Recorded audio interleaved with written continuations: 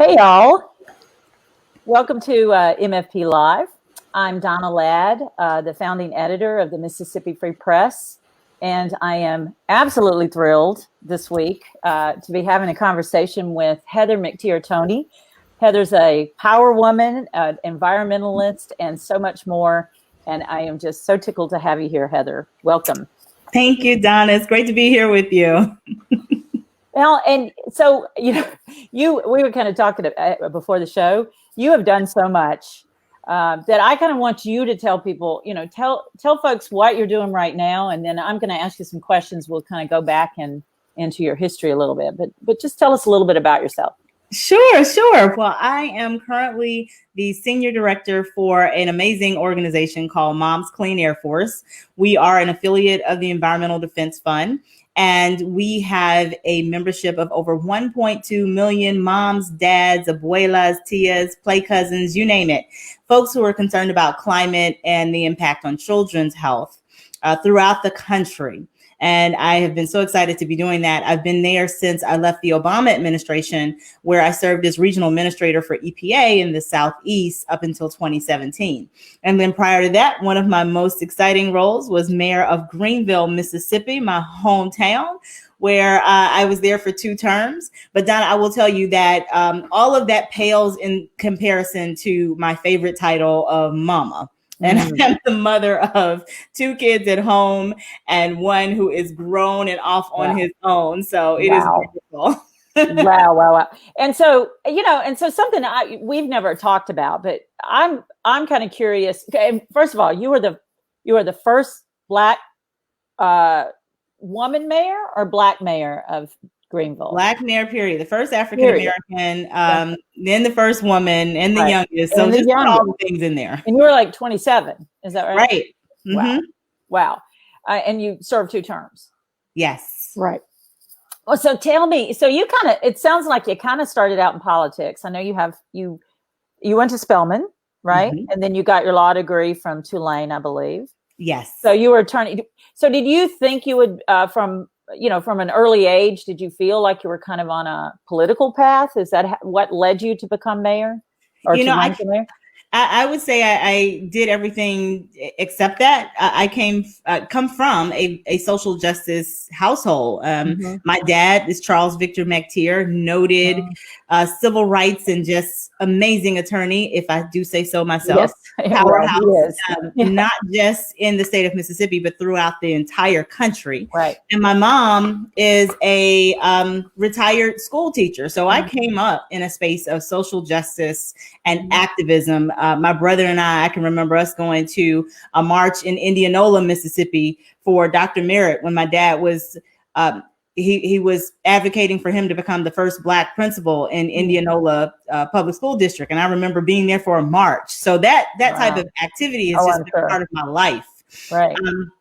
But it's interesting, when I left to go to Spelman, I would find myself trying to come away from what I knew, but it's one of those things that it's just in you. Mm-hmm. So I served as a legislative aide to Senator Donzella James in the Georgia State Legislative Caucus, working on environmental issues. Because she had a ton of bills that she was working on. I clerked for a little while I was in law school with Judge Fred Banks in the Mississippi Supreme Court when he was on the Supreme Court. Yes. It was another wonderful opportunity.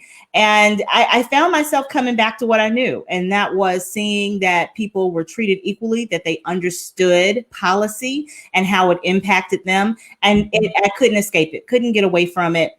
And ended up back where I know my heart was and where God wanted me to be. And that was serving people. And I did that in political office. Well, so was it when you worked in the Georgia political office that you became interested in environmentalism, or had that happened already? I that's a great question, Donna. And I wrote a little bit about this because I found that I was doing environmental work and didn't realize it. And I think there are a lot of us that do environmental work every single day and don't realize that's what we're doing. There's so many stigmas that have been attached to climate action, climate change, environmentalism, that I did a piece once just talking about what does an environmentalist look like? And the fact that if you do a Google search right now for what an environmentalist looks like, you're going to come up with pictures of white people hugging trees and just sort of singularity. And that's not what I knew. So I discovered later in my career, and really when I was mayor of Greenville, that I had been doing this environmental work the entire time. And that people of color and poor people are impacted by environmental injustices that impact poverty, they impact how we work, where we live, and we had not connected those dots. So it really became a passion of mine to try to correct some of the underlying issues of environmental injustice, while at the same time looking at how we provide jobs in communities, how we breathe better, and how we protect our children in the future. So I say it really kicked off when I was in Greenville. Well, and then that makes me wonder, was there a particular situation that really got your attention there? I have groundwater in Greenville, Mississippi. I had a feeling there was something. And it's funny because anybody who lives in the Mississippi Delta, anybody in Greenville will tell you, Greenville, as a Greenville native, I can say this, maybe other people won't, but there's some folks who think that water is medicinal, like it has special qualities, special power, because it is soft, it's wonderful. I lived, bathed, drank the water for years, still do when I go home. But not the best thing when you're trying to attract tourism to areas. Nobody's going to want to go to a restaurant and be given a glass of water and it's brown. So just the basic aesthetics really got me into looking at how do we improve this while protecting the quality of our water, protecting what people love about the community, and encouraging economic development. I think the research in that space landed us on the front page of the Washington Post. We got the attention of EPA and the U.S. Army Corps of Engineers. At the same time, there was a lot of work that I was researching and trying to do to improve infrastructure, wastewater systems, streets, just really shoring up the foundations of the community so that it could be built upon.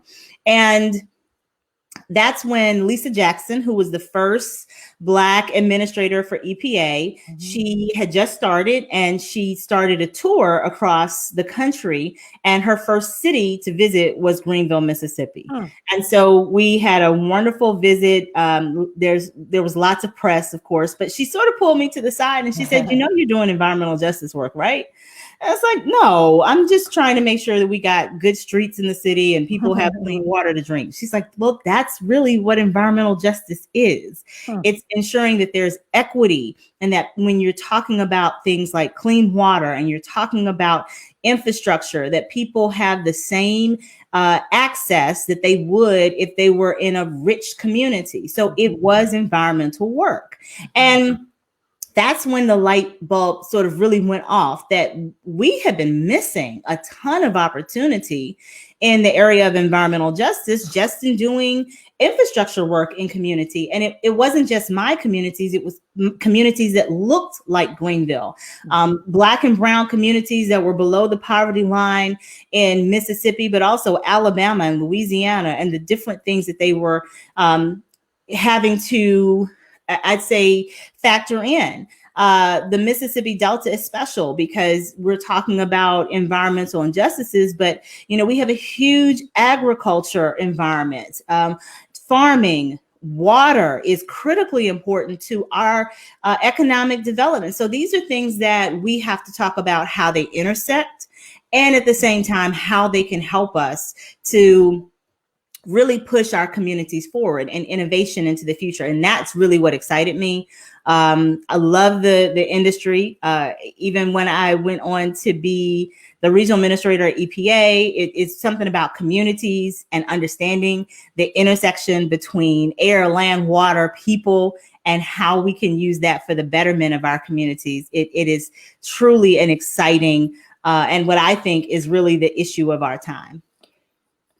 Me too.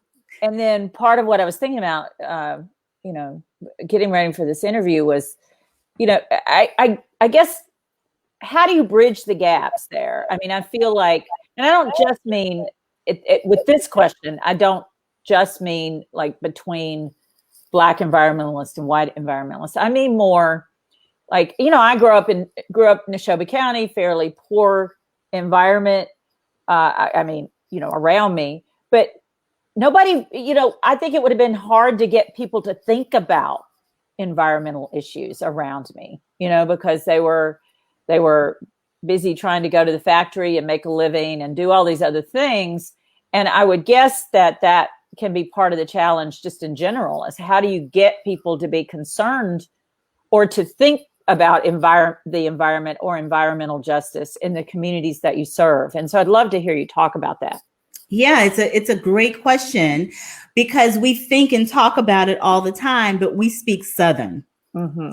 And that means it may not use the same terminology as someone who is in California or in New York or in the upper Midwest. We're talking about the same thing. So in that example that you gave, Donna, you may not have heard anybody talking about environmental issues, but I'm willing to bet you had folks talking about deer and duck season. Yeah. Oh, yeah. And I could absolutely tell you how things have changed over the past 5 to 10 years, whether the seasons have shifted in terms of when the official season starts, what the atmosphere is like when they're going out, even to the tune of what animals are doing in the environment. Mm-hmm. It speaks to us differently, and we talk about it differently, but we're still talking about it.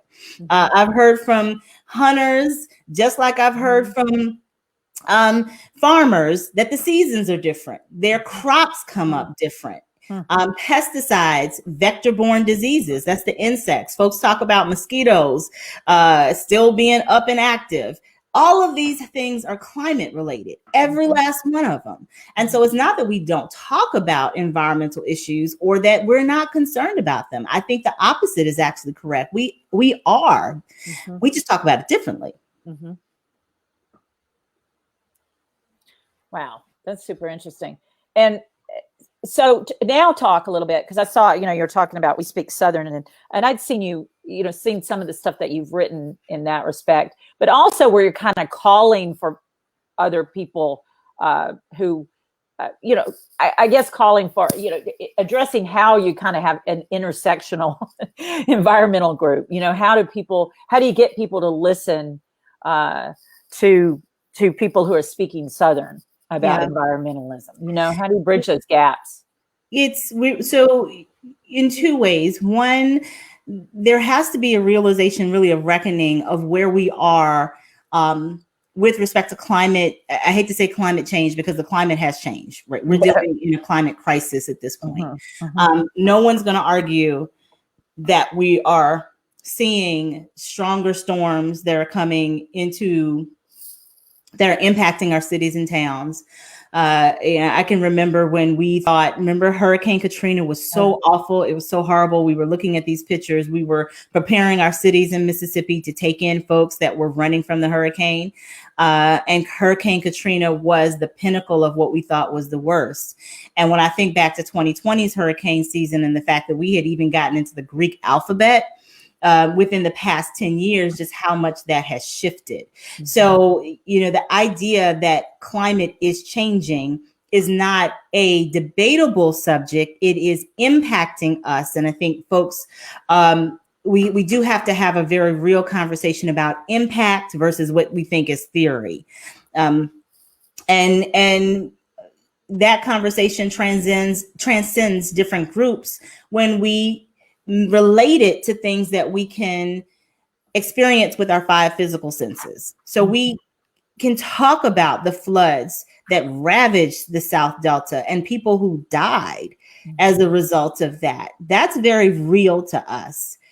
We can talk about the prices of food that has gone up, because that's very real to us, and that's impacted by the storms that have come in and the fact that farmers can't get stuff out of the field. We know from real experience in Mississippi of what that backup is on the Mississippi River. When the farmers up in Iowa and in the Midwest belt that feed into the Mississippi River, when that river is swollen and they can't get their goods out, and we can't get them out to the coast. Our Corps of Engineers, our farmers, our economic development folks, they know that, they feel that. So these are spaces that we can find commonality with other parts of the country and with other organizations to begin to show similarities in our experiences. We experience economic despair the same way that the folks in California experience when they have wildfires. The same way that the people in the upper Midwest right now, the upper Northeast right now are experiencing with these extreme snowstorms. We know what it feels like when all the power is out because of a storm and a hurricane. They're feeling it right now because of a snowstorm. I think as we talk about our commonalities, we can then begin to bridge some of these gaps and realize we're talking about the same experiences.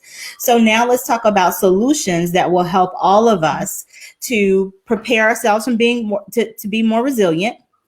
And I think that's a really good conversation, Donna, we can have, because that's talking about how to build economy. That's physically talking about how to put in streets and bridges that protect us from higher, stronger storms. That's putting people to work, resiliency. It's strengthening a community, right? Those are things that we can talk about and that people want.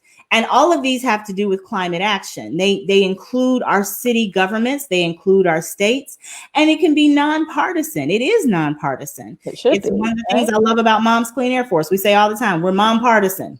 And, it means we're looking at things that help the entire community. I'm really excited that now there's a better and a stronger sense of making sure that we do this in a very equitable fashion. And I think that's been missing for quite some time. Well, and we're kind of sitting here, well, we're on the precipice of a lot here, but as you say, the climate has changed. It's kind of this, we have an opportunity, I think, as a state and a nation to start having deeper conversations about it. And like you say, to get to the solutions point, the Biden administration is, they're planning a domestic climate. They have both, right? They have what is John Kerry doing? He's international climate, and then Gina McCarthy is going to be the domestic climate person. So there's domestic climate policy and international climate policy, and both of these are important. And we're talking about Mississippi here for a moment, but both of these are important to how we will be operating in our state. We do international trade here. Our farmers rely on some international trade, and we have to understand that international policy, even on climate, is something that impacts the economy in our home state. And it can be done and will be done. I'm really excited that John Kerry is in that spot because he gets that. He understands that intersection and the fact that it means for small businesses, it means for our agricultural community, giving an opportunity to really engage on an international level that puts more money in pockets of folks, that are our friends and neighbors. And I think that's really, again, an important thing to understand. What would be an example of something like, make it real for people, like on an international level, something that might be a solution or might happen that would then benefit people right here in Mississippi financially? Well, I can give you one that we all lived through. If you remember when there was a huge problem with catfish, catfish farmers, and what was happening overseas, and now deceased Thad Cochran, who was a senator at the time, really leading the charge and effort to be engaged, but talking about the importance of protecting Mississippi farmers in that catfish industry. Having somebody that can be the advocate for us in that space is so important when you're talking about even climate issues, because unlike that time period when I don't think we were talking about climate in the same way, we have to still realize that different countries have different requirements, of course, on even what their climate policy is. So I think climate and environment, again, they go together. You talk about not just what we think in terms of air and extreme weather, but chemicals that are in food, toxins, and different countries have different rules and regulations regarding that. That all comes together when you're talking about environmentalism and climate. So it's really important to have someone like John Kerry, who's at the helm, who has not only that international experience, but understands those economic factors and how they impact businesses in our country.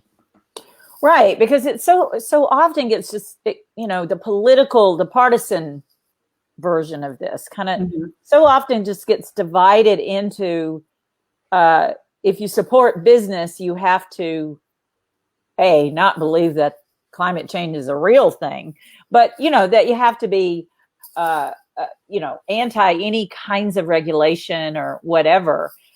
It's just, well, first of all, it's not a very smart way to divide it, but I guess what I'm asking you, what's, I guess on top of what you've already said, because I know we're addressing this a lot, but I mean, what would you do? I mean, to try to say to people, to get them to have this conversation, to be in the same room as we go forward, and to really start to come together, in ways that maybe we've never done completely over whatever these proposals are going to be going forward, to get real serious about them. Yeah, no, I think that's a great question, because we have to make things very real for people in community. I think that is key. Yeah. Community is such a big key. Over the past 4 years, community has been really left out of the process. The process for regulatory actions is one that is supposed to be transparent and open, so that everybody can come to the table and understand very clearly what is being regulated, what is taking place, what are the protections, and what are the costs, right? And you have the opportunity to ask all those questions. And Donna, I mean, down to the detail, how much is this going to cost me? How much will this cost my health care? And these are questions that they assess. This is why it's so important to have really good, sound science at the root of environmental regulations, but also, just as we're talking about climate impacts, environmental impacts across our country.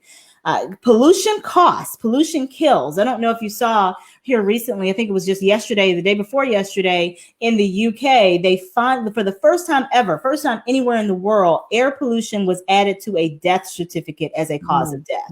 It's profound. It's profound, because air pollution is something that causes chronic disease. We know this to be fact. It's come from science, it's come from doctors. And I think if you go into any hospital, and right now, while we're in the midst of coronavirus that is rampant across our country, when you look at chronic diseases, people who have asthma, heart disease, diabetes, high blood pressure, the things that we also know are attributed to pollution, those death rates skyrocket. So let me break it down. If you are poor, if you are African American or a person of color, if you live in a place that is surrounded by polluted environments, so think Port Arthur, Texas, or Houston, or oil refineries, and you have any of these chronic diseases, you are more likely to die than someone else. And that in and of itself shows you the inequality of things like air pollution in our country, things like water pollution in our country. And it's the reason why we have to have community conversations, so people know that they have access to come in and ask these questions about regulations.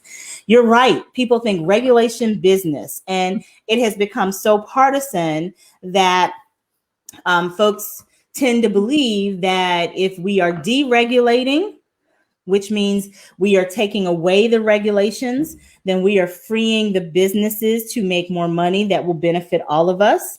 And then there are others who feel like if we just keep regulating and regulating and regulating, then we're getting a grip on the businesses and they have to do whatever it is we say. You've got two opposite ends. Donna, let me tell you a secret. Realistically, the businesses, they know full well what the science says. They know what they have to and should comply with. And just like my 4-year-old, who is not going to eat the vegetables on his plate unless it's not that he didn't, not that he doesn't No, he has to do it, but they go a lot quicker if I'm standing there. And that often is the case with some of the guidance that's put in place to protect us. The guidance is there to protect people. And even some of the guidance is there to protect people. You have some industries that are ahead of the game. They're already putting these things in place, so they don't mind the guidance there. A great example of that is the mercury and air toxic standards, or what we call MATS for short. So this last administration, the Trump administration, changed that. They what we call rolled it back and said you don't need that much regulation. Donna, I testified before Congress on this, and it was baffling to me that not only were we still having to have a conversation about regulating mercury, and for those who don't know, mercury is one of the toxins that will impact an unborn baby's brain. So this is like something that the right and the left, we could all agree on. We want to protect fetuses in the womb. I agree with that. They agree with that. We're all in the same place, protect the babies. I was baffled at the fact that we were still having to have this conversation about protecting unborn babies from poison. And on top of that, that the industries themselves had written a letter to the administration saying, you know what, you don't have to bother this one. There are other regulations we can talk about, but this one's okay. Leave this one alone. Leave this one alone. We're good. We're good with this one. And they still rolled it back. So that's the type of thing that's just like, okay, clearly that is something that is financially feasible for only a few people. But when you've got community, you've got folks on the left and the right. I mean, that was one of the few things that we actually had a joint letter from a Republican senator and a Democratic senator. There was support on both sides of the aisle. You had the industry themselves saying, we don't need you to roll that back. And that it still happened. So when you think about things like that, we know that, there are places where we come together on what's right. It does exist. And I'm looking forward to a new administration where, the common sense of this is now back, and we can get to protecting families the way that we should, with science and keeping health in mind. Right. Well, and not just to regulate for regulation's sake. I mean, like, even in that case, I was thinking, well, I've known conservatives who would say back at that point, well, then if they already know it, you don't need the regulation. But it strikes me that there are always going to be some who, if it's cheaper, if they don't have to do something, you'll have violators of it, even if it's like a self-regulation, I mean, that isn't right. Well, and you got to think about it. Even for those people who were saying, well, if the businesses are doing it, why you really don't need it? Think about it from the businesses side. Sort of play devil's advocate. You had some of the businesses that were saying, no, this is our good news story. This is for us saying, hey, here's regulation that we've complied with, and we're being a great neighbor. Like, you have some businesses that needed it to raise the flag of what they were doing right. Even in that respect, I think it's unwise to think of, well, let's just strip away the regulation because they're already doing it. No, you've got some businesses that are saying, we want this. We want to market it. Right. Yeah. It's marketable.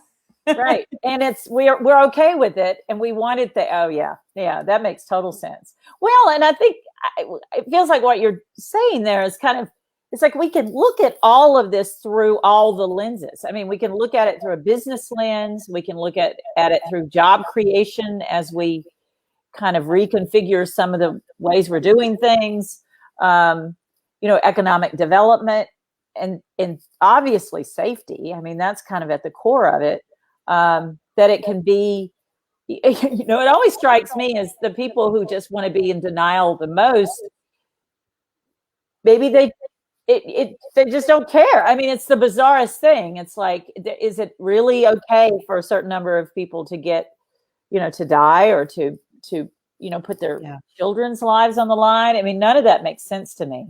It's where we have to remind people to stay engaged, Yeah. This year, while we were all virtual, there were opportunities that we had, and moms, we certainly use these, but opportunities that agencies had to expand their audience of getting feedback. Because more people are sitting in front of their computers. You don't have to travel to Washington, D.C. to make a comment or be a part of a hearing. Yet there were agencies that reduced the amount of time that people had to comment, effectively taking away that right. And in my opinion, using the cover of COVID and the racial injustice that's been taking place, the deaths of Ahmaud Arbery and George Floyd and Breonna Taylor, they use those things as cover to keep from having to do this comment period that they really needed to do. It's why we kept the pressure on them to say, no.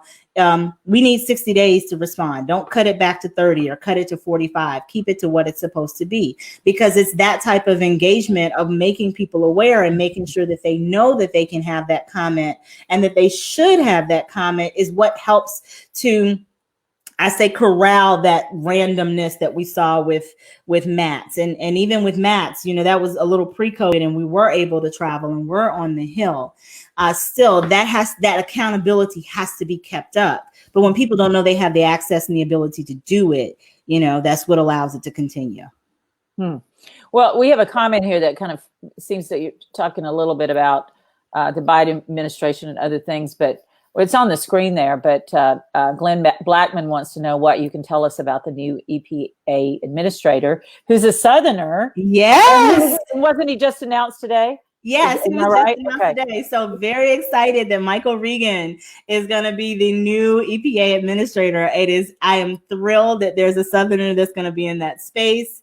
Michael comes with a load of experience from working in the North Carolina DEQ. In fact, he was appointed to that position when I was at EPA Region 4. And then prior to that, he's worked at EDF, where I currently work, because Moms Clean Air Force is a affiliate of the Environmental Defense Fund. So we are really excited to have someone that we know listens to science, listens to environmental justice issues, and has good common sense. Michael has a family, he has kids, he understands that this is a job that impacts communities, and regulations impact communities. What I would say that's striking me outside of my excitement about the whole team, Gina was my former boss, so I'm thrilled about that. You got Michael, you've got the former mayor of Michigan, who's going to be over Department of Energy, who was certainly a big climate advocate. There is Brenda Mallory, who's going to be at CEQ, that's the Center for Environmental Quality. There's sort of this great cast of experts and knowledge that has been missing for quite some time. At the same time, these are people who get it. They get the community element. And I think they'll be pressing that forward. They're going to need all of our help. I have said from the beginning that climate action and environmental action is nothing that can be set in one place. We do all of ourselves a disservice if we fully expect EPA to handle all of the environmental stuff, because that's just not realistic. And I was really thrilled to hear about the way that it's going across the entire administration. Everybody's thinking about environment. And I think that's important. And I see another comment here. Well, you were on some short lists now. I kept seeing your name pop up out there. Yes. So I was kind of a little bit bummed too, just in that respect, but I would know the person and work with. But yeah. So is there any particular Regan, right? Mr. Regan? Yes. Yeah. Is there any particular area that you would point to that's kind of that you would say is his particular expertise or baby or whatever you wanted to call it? So I definitely don't want to speak for Michael and what his expertise is. Right, I think he's going to have to set his own plate of what he's going to be focused on and how he wants to direct the agency. What I can say is I definitely think he has got his work cut out for him. You're right. I saw myself too a lot in those same articles and being a part of that short list of candidates, reckoning with the fact that this is a huge lift. This is a absolutely huge, tremendous lift. There is a ton of work that has to be done very, very quickly. And it will need the resources of not only the agency, but the support of the federal government. And we shouldn't take that lightly. Like, we shouldn't expect Michael to come in and walk on water on the first day. And let's just be realistic. We don't know what the Senate is going to look like. We don't know what is going to happen in terms of appropriations policy. What we do know is that we've got to make sure that the science is there. We have to make sure that we can immediately reckon with any rollbacks that we have the opportunity to fix very quickly. We've got to restore the integrity of the agency of EPA and really be ready to work very genuinely and authentically on environmental justice issues across the nation. So that is no easy lift. Nothing that should be taken lightly. And I truly appreciate all the people, all the support, all the folks who were like, Heather, we think that would be great. You can do that. That's wonderful. I'm going to support Michael as much as he needs me to support. I'm going to be whatever he... Well, I would guess, and not to speak for you, but I would guess it would be like, that's an exciting opportunity, and it's a big opportunity, and it's a big job, and there are probably pros and cons in one's life about those kinds of things. So I could totally see that. Well, we talked already about, well, let me kind of make this, bring it home for me. It's like, I've been, the editor of another publication, the Jackson Free Press in Mississippi, for almost 20 years, right? 18 years, I think. And, I think when I look backward over that time, at least one of the areas that kind of pops to the top for me that I kind of regret, not in the sense of I'm not a regretter, but when I look back and say, what could we have done more in-depth coverage of? It's the environment. And it's environmental issues, it's environmental justice issues, environmental racism issues.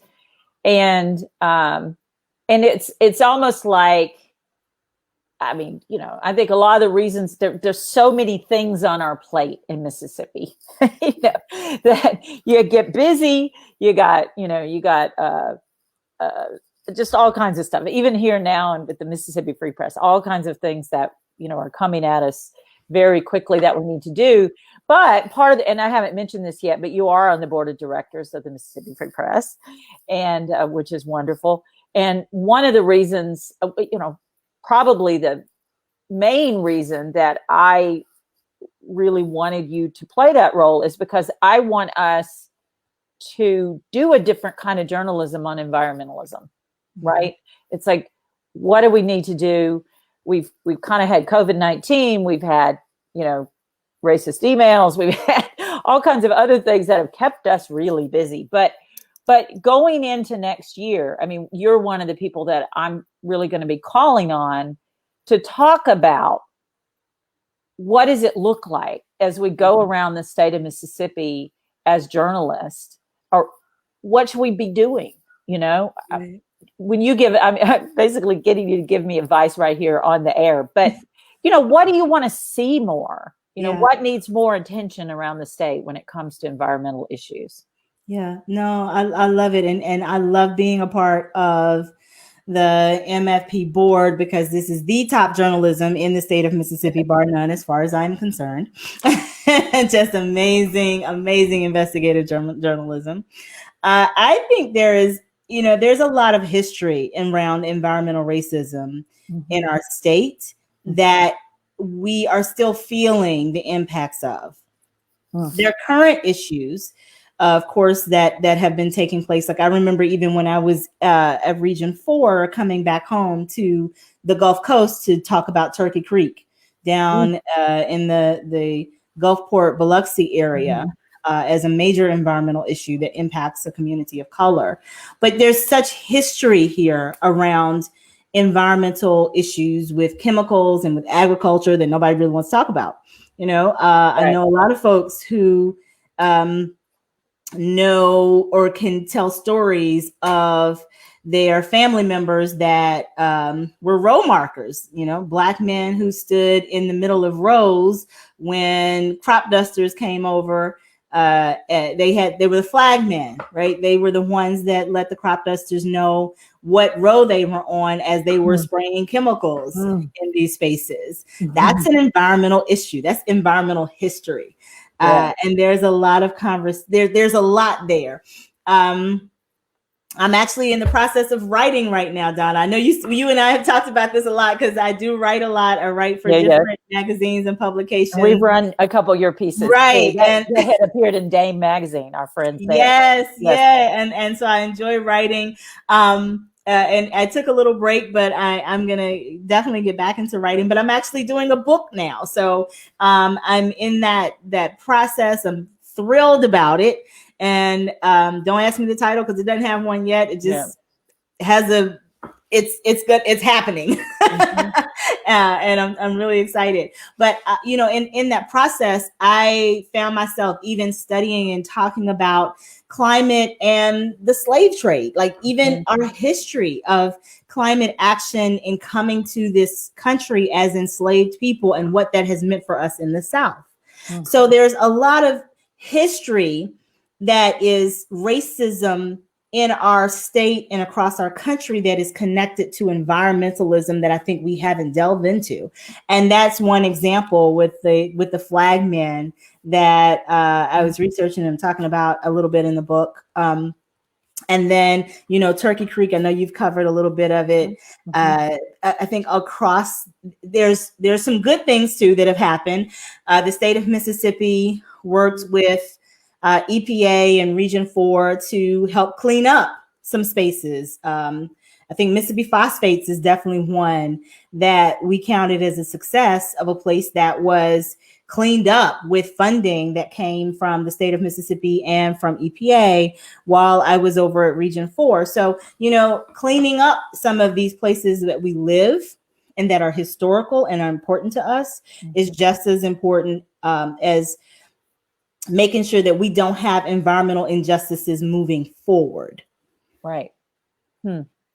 Well, and exactly. And I think, the journalism that we're trying to do it's solutions journalism ultimately. And this, but I'm kind of putting it out for everybody. It's solutions journalism, but you really can't report intelligently about solutions until you understand how things got that way. Right. And so that's kind of where we marry up, just kind of as a matter of course, as people really probably know about us by now. But we're marrying up that history with potential solutions for the future. Like how did the inequities come about, or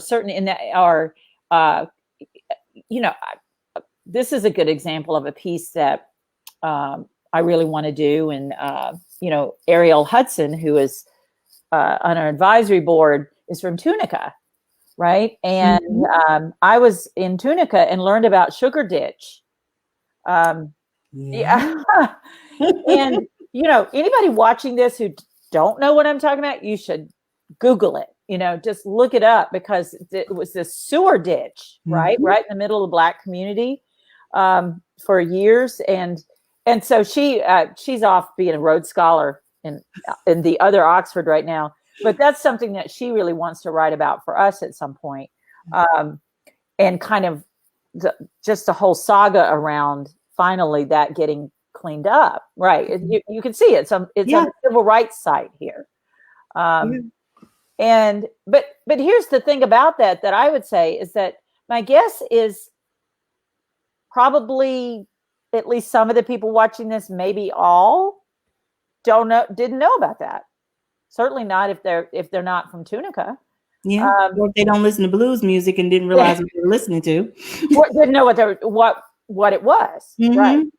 And so those are the kinds of things that we're going to be diving into. you know, really kind of pulling in and obviously drawing on your expertise and others, but then also asking that question, well, what kind of effect, you know, even economically, did those kinds of inequities have on certain communities, to help people kind of understand, you know, where problems came from, kind of on the way to solving them, right? Yes. And I think that's a great point to investigate, because it's very similar to stories and investigations in history that we've done with respect to education, and how our education system in some communities is far under par those in other communities that are predominantly white or have a higher tax base. Right. So in that same way, we can talk about environmentalism. We can talk about the lack of infrastructure. You know, believe it or not, wastewater treatment plants and drinking water, Safe Drinking Water Act, all of these things fall within environmentalism. They fall within regulation. But, you know, hey, Don, I've been a mayor, and I definitely understand the plight of community leaders and city council leaders when they have to keep up with regulations, but they don't have the money because they don't have the tax base that puts them in a position to keep up with upgrades that are necessary for the health and welfare of their community. It's a being between a rock and a hard place. And so part of telling this story, part of the investigative journalism that I know I certainly appreciate with Mississippi Free Press, is it gets these stories out. It talks about how these communities have gotten to this place and puts it in a space where it has attention and can draw the attention of national leaders and of industries that are looking, industries, but maybe not NGOs, not nonprofit organizations that are willing to help. All right. So, you know, when I was mayor, it was this storytelling process that caught the attention of the Clinton Global Institute. You know, it's how I ended up on a stage with Bill Clinton talking about water. It's through the telling of these stories of what's happening within our communities. And these community leaders need that platform. They need to be able to tell the story of the lady who lives at the corner of the street, and every time it rains, she can't flush her toilet. Right. They've got to be able to have a platform to talk about the fact that their schools get shut down because of a water test that's come back negative, or there was lead that was found somewhere, and that impacts the education of an entire community. Like, we have to talk about these stories and elevate them to a place so that people can get to get it, but also recognize how this impacts a community, the future of that community, but at the same time, how we can come up with solutions that make that community resilient and can leverage infrastructure dollars to building a stronger future economy for communities. It has been done. So I don't want to, you know, couch this as some futuristic thing, some great idea. No, it's been done. It's done in communities. It's been done in a community in South Carolina. If you think about the Regenesis Project with a great friend of mine and a superb elected official, Harold Mitchell. He's retired now I think he's retired, semi-retired, but the great work that he did with the Regenesis Project, I mean, it's nationally known because it shows how you can leverage dollars to regenerate a community. Even in Latino communities, our brown brothers and sisters are doing this same work in New Mexico and Arizona. And I find joy at the fact that I can sit right here in my office in Mississippi and communicate and talk and collaborate with these entities and these organizations that have such innovation all across this country, from, you know, Washington State all the way to New Hampshire to Selma, Alabama. It's beautiful that there's a lot of collaboration and things that we can learn from. And I think that's what it's going to take. Well, and when you were talking, I was thinking about, it's kind of, even, you know, I'm a journalist, so I look at it from this lens, but, you know, it's one thing and it's good. Like, if you as a journalist go and expose someone with a water problem of some sort, and then, we shined a spotlight on that, so they're going to fix that problem.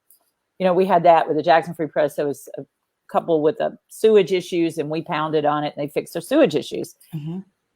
But it's another, if the approach or transformative solutions that then can then, whether the journalism or community work or collaborations, right?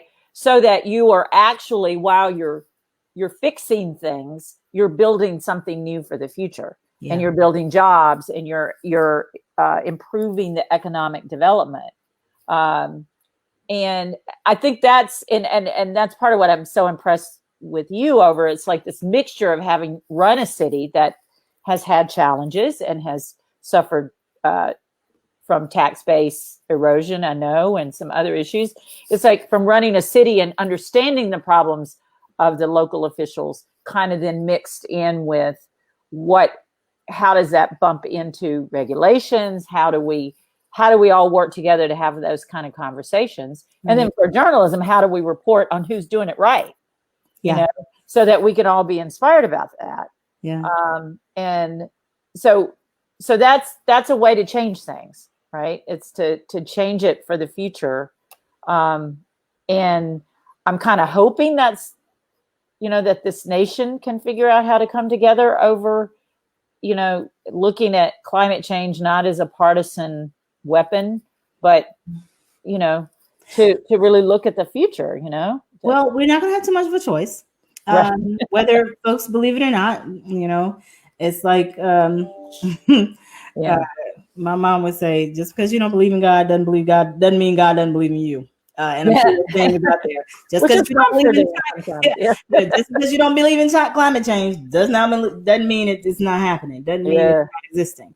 So, according to the science, according to the International Panel on Climate Change, IPCC, these are the world, not the United States, the world's top climate scientists who come together on a regular basis to give us an update on where we are, what needs to be done, and how far the planet is into an unchanging climate. So according to the IPCC, International Panel on Climate Change, we've roughly got about another 8 to 10 years to make some significant change in reducing our carbon emissions. That means the pollution that goes into the air, before we're at a place of irreversible change. So I equate that to be, before my kid turns 14, before my daughter gets out of college. And that's kind of a good way to think about it, right there, I know. right? Yeah. It's sort of like, okay, whoa, we're not necessarily working on something where we don't know. We've got to make some decisions pretty quickly. And I heard the best quote. This is my quote of 2020, Donna. It came from a mom in Montana when she was doing her meetings on the Hill. She said, "There is no vaccine for climate change." And I was like, I got it on a t-shirt. It's already been printed. So don't try to saw it somewhere. It must have been in your stuff. Yeah. There's no vaccine for climate change. We already printed it out. So we already got that one. It's brilliant. Well, it's brilliant because it's absolutely, so it's true. It's not like this is something that we can just snap our fingers and fix. This is a collaborative effort for everyone. And if there was anything that I would say to people who are interested, concerned, don't know whether they're in and out, read, ask the questions, have the conversations. Don't let this be one of those things that we don't talk about over Christmas dinner because you think we're going to get into a fight about it. Right. No, let's talk about it. Let's keep it in the conversation and in the mix, because that's how we learn. That's how we engage. And it's one of those things that, again, we can continue to talk. We can continue to talk very fluidly about this. And I know we're coming to close to the end of time, and there was, some stuff that one thing I did want to sort of jump into is specifically like how women in our state can be very successful in what we do, how we're held up on some of the things that sometimes we're trying to do.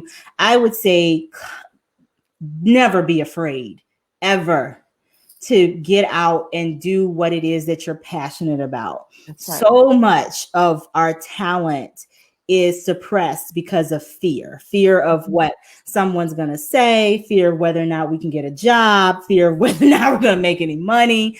I am living witness to doing what you're passionate about. Your gift will make room for you, especially not in spite of the fact that you're from Mississippi, but because of the fact that you're from Mississippi. It gives you so much levity to do so many things. I cannot tell you how I have traveled the world and spoken across the world because I'm from Mississippi. So, and I'm a woman from Mississippi, and Black woman from Mississippi. So that is my message. Please don't ever be afraid. I think the success is so tied to being fearless and to just going for it, no matter what. Well, and I'm glad you came back to that, because I was going to try to get you back there real quick before we end. But and I would add to that, because, you know, I agree with you completely, and join with other women. You know, look for women who are doing, you know, who are positive and believe in the possibility and believe in transformation. I mean, that's what we're doing with, you know, we're women founded, women run. I mean, we have, frankly, one man on our board of directors and all you fabulous women. And then we have a number of men on our advisory board. But my point is, we're believing that we can create new tables if we have to. Absolutely. We're creating new networks, and we're coming together to even what we're talking about here. You know, I need your expertise to help us do a new kind of environmental journalism in the state. And that's just what I need, but we can all get together and do that. We have to believe in each other, I think, right? We absolutely do. We have to believe in one another. We have to support one another. Mm-hmm. We have to change the frame of what the success looks like and get out of the stereotypes, you know? That's right. I think that's so important. It's just a stereotype of what success and a powerful woman looks like. I have an amazingly supportive husband at home. I have kids at home. I do come and I cook and clean and do all this stuff. I travel and I speak and I write. I am not Superwoman, right? And I am the first to say it is so important to rely on and to help other people the same way that I receive help. It is critical that if we are to be successful in our state and as proud Mississippian, proud Mississippi Deltan, that we get past the fear, you know?